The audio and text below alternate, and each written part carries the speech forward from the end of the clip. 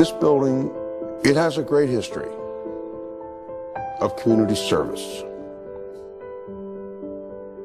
It was founded that way in 1874. It was originally called Germania Hall, and it was a block-through building that was a settlement house for German immigrants. The buildings that you see in front of you were built in 1921, and this chapel was built in 1922. It was always a community-oriented building, and this goes across complete ethnic boundaries, whether you're Ukrainian, Puerto Rican, black.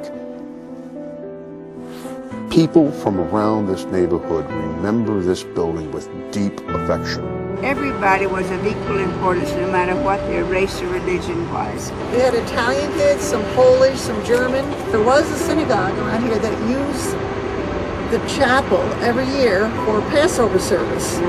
And they also, when I first came, they had Sunday morning services in Polish, Chinese, American, Russian. This is the first week of play school. We would go through this long hall and go into the gymnasium.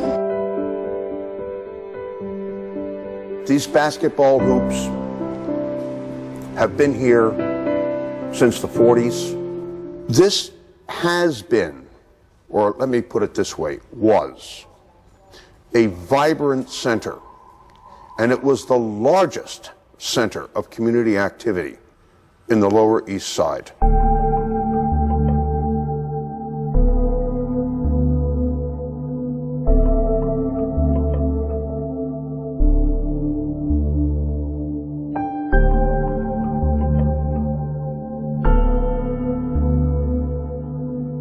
喺你面前係祭師傅，係美國紐約道教媽祖廟嘅主持，又係美國紅佛派創辦人，又係六壬神宮創辦人。Our existence here in this building as a group has been since 1986.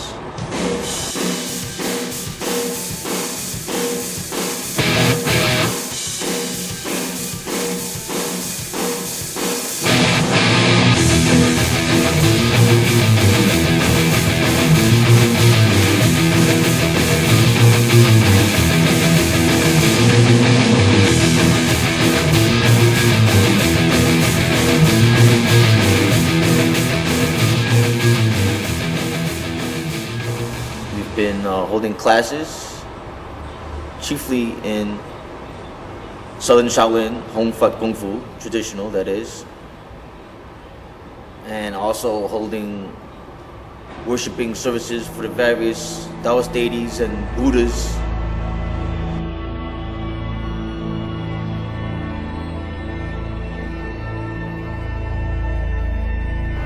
The lessors of this building, of which we are a subtenant of, decided not to do any maintenance on the building since they knew it was slated for demolition. Back when I first came in here in 1986, this building was full of different organizations. It was thriving for quite some time.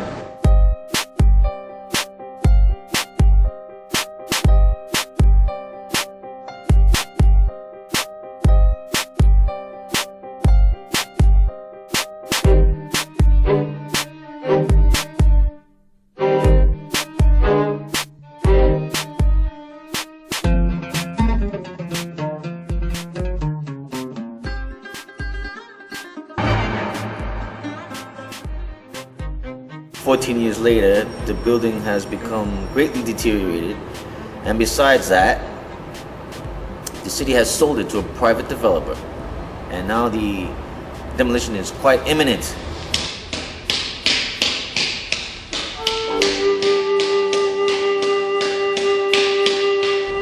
Of course, you'll notice if you go through this entire building that the only space that has anything maintained to it is this space.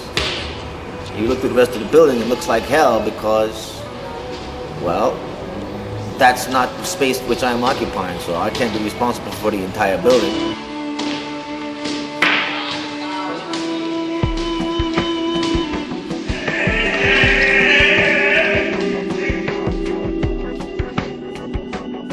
Sifu saved my life.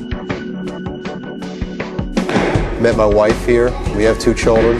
Kung Fu and Sifu in particular have always been sort of the focus of my life.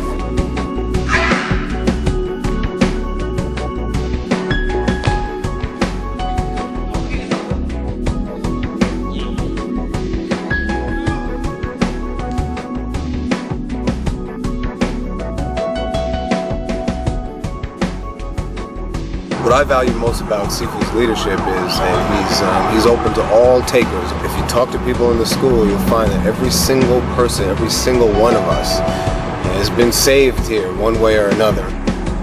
While it may look like just a big old abandoned building no one cares about, people in this neighborhood know how important it is.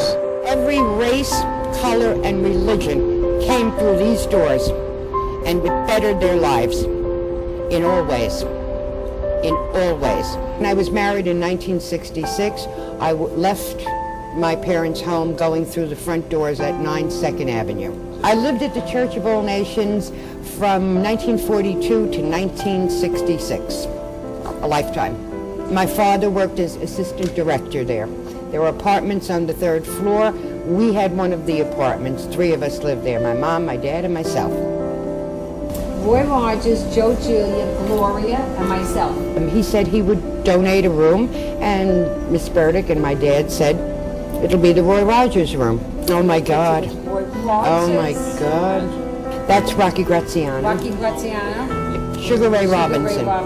Sugar Ray at one of the yearly big functions. This was for the kids, and they actually boxed and were given trophies after it was over, and few of the famous boxers of the time were down there and they would make their guest appearances. The gym floors, you better have had sneakers on or socks, no shoes.